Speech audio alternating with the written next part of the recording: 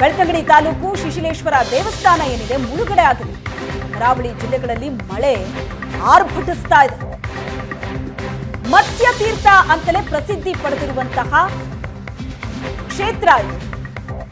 ಶಿಶಿಲೇಶ್ವರ ದೇವಾಲಯ ಮುಳುಗಡೆ ಆಗಿದೆ. ದೃಶ್ಯಗಳಲ್ಲಿ ನೋಡ್ತಾ ಇದ್ದೀವಿ. ದೇವಾಲಯದ ಪಕ್ಕದಲ್ಲೇ ಕಪಿಲಾ ನದಿ ಹರಿಯುತ್ತೆ.